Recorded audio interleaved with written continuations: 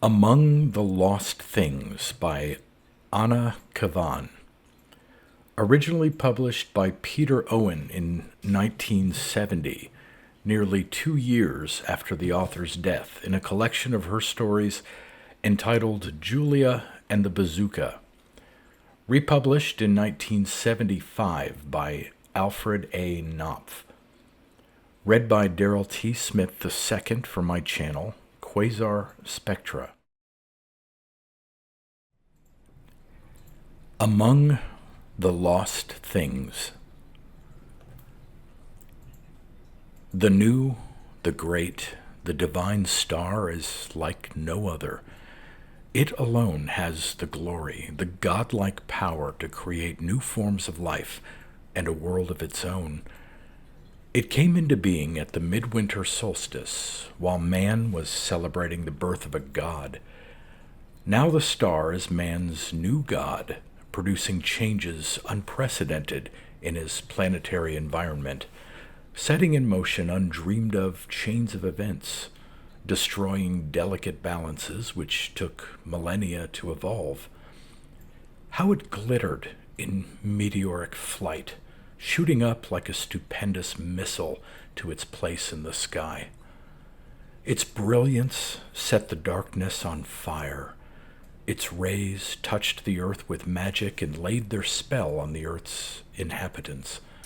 The eardrum bursting roar of its ascent heralded a new era beyond the reach of the human imagination. Already, its radiations have changed biological patterns, transmuted the immutable, evolved strange variations. Which of these variants, if any, ultimately became stable is still in doubt, and whether the human race will survive in any recognizable form depends on the new God star which is remaking man and the world. In the sky, as on earth, all the power, all the glittering glory belong to the star. Its magnificence has dimmed the sun and put out the planet's eyes. It is a conflagration of splendor where nothing was. Where am I? Who? Can't be sure of anything since the star. It's dark here and things keep changing. Nothing's ever the same for long. I lose things all the time. In the dark. Don't drop or mislay them. I don't leave them behind, just find they aren't there anymore. Suddenly, they've gone. I don't understand all these changes. They began with the star. I'm changing myself. I can feel it. I shan't change back to what used to be. I know that. It's the same with the lost things. They've gone for good. I'll never find them again.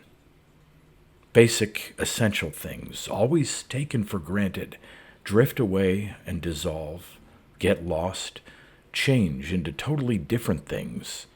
It's disturbing. Darkness thickens, rises, creeps up to my knees, to my waist. Vertebrae collapse, spine sinks into the dark.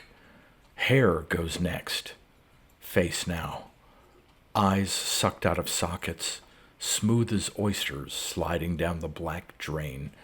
Suddenly, they're all among the lost things.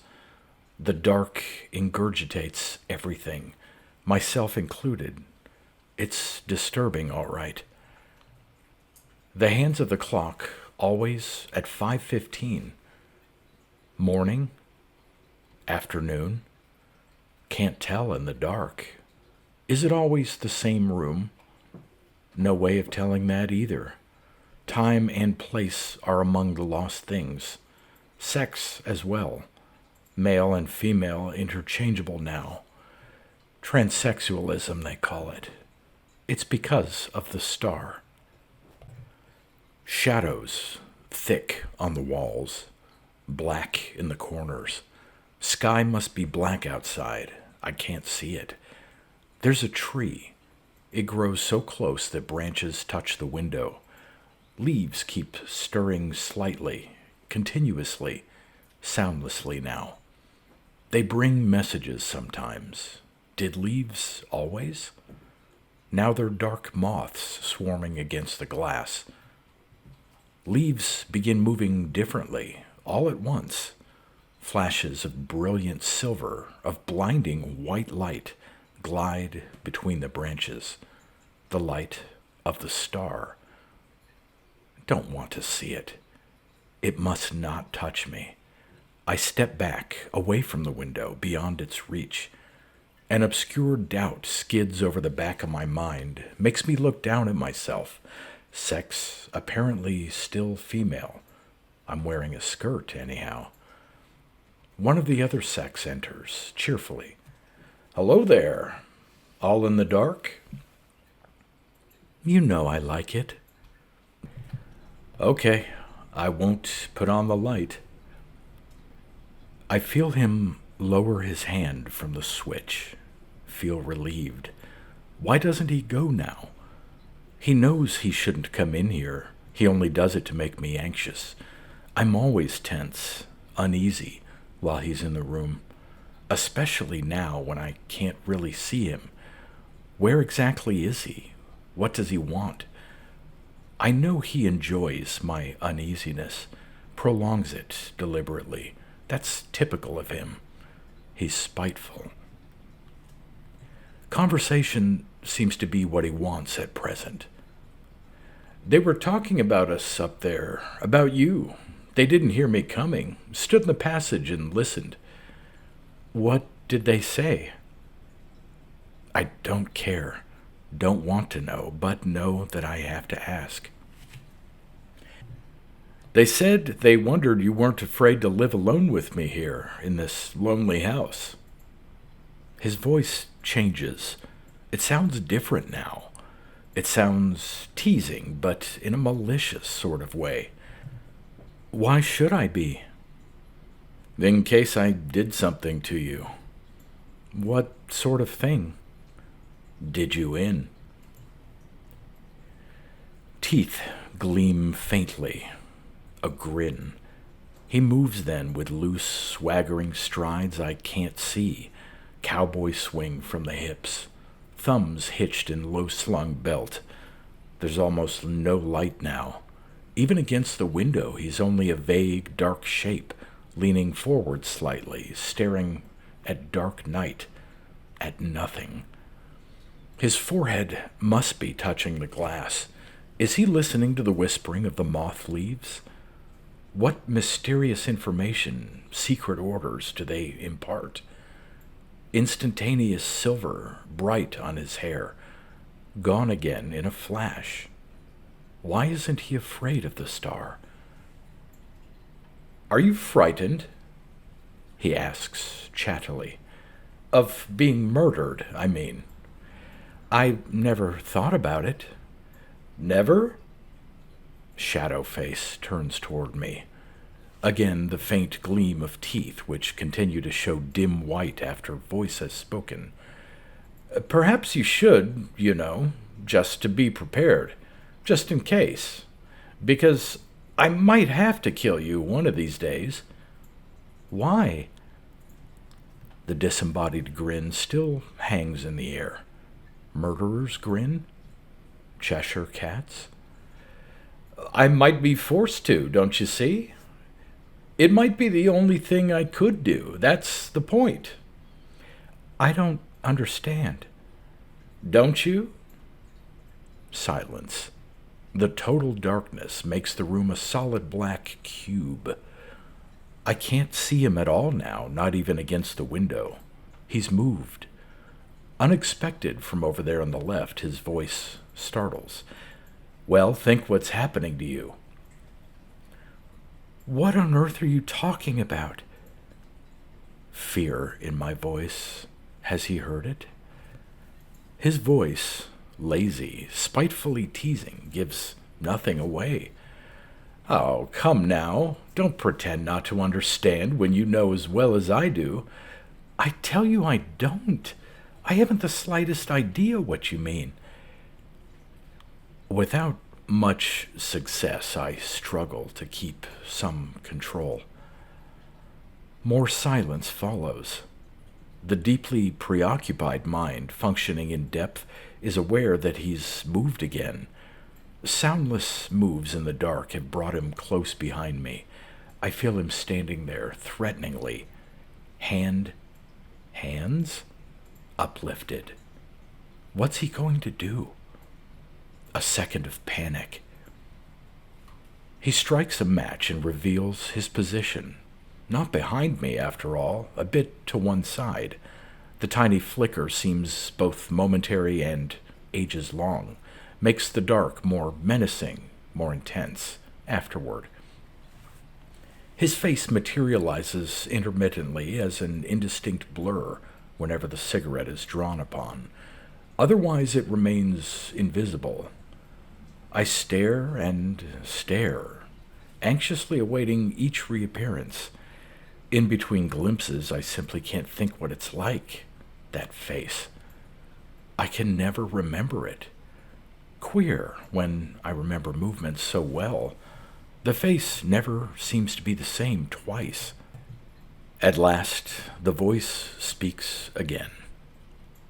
You know perfectly well how you're changing. That's why you shut yourself up here.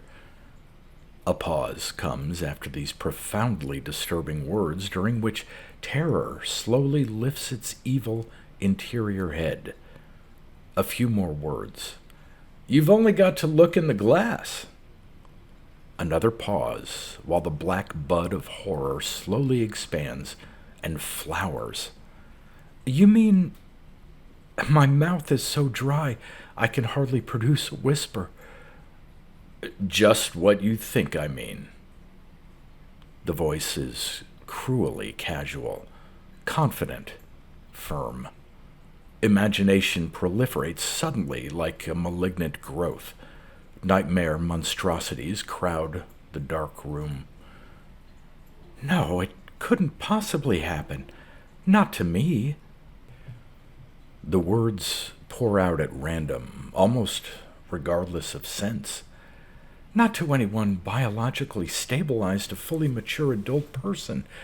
What about DNA, the genes, and all that?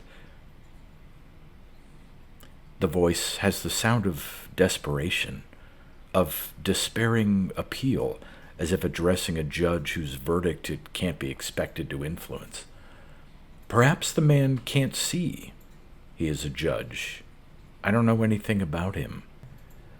The phenomenon is quite without precedent, the situation entirely new. His voice, changed again, unlike the malicious tones I've been hearing, speaks with a certain judicial detachment, deliberation. We have no frames of reference, no knowledge of anything comparable, and so everything is possible. Pause. Then, as if talking down to a child, until just lately to change sex would have been considered impossible. But this other thing really is impossible. I just don't believe it. Can that voice be mine, speaking so wildly and childishly, almost with the sound of tears?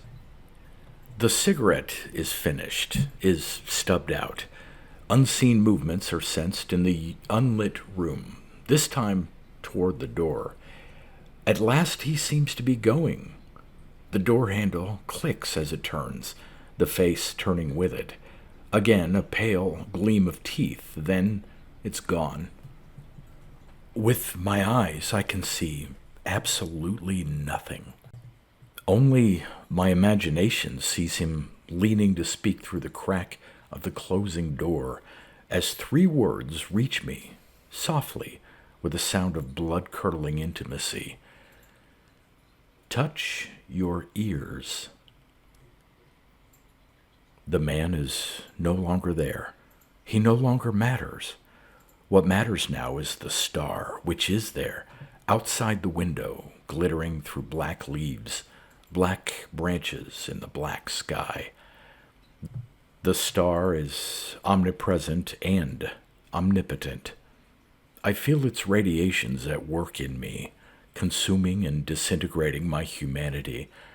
The star can mutate the human element in some way. The human being I once was, I am now no longer. I don't know what I'm supposed to be anymore. Things keep changing here, getting lost in the dark. It's very disturbing. Whatever I am, I'm among the lost things. I do know that.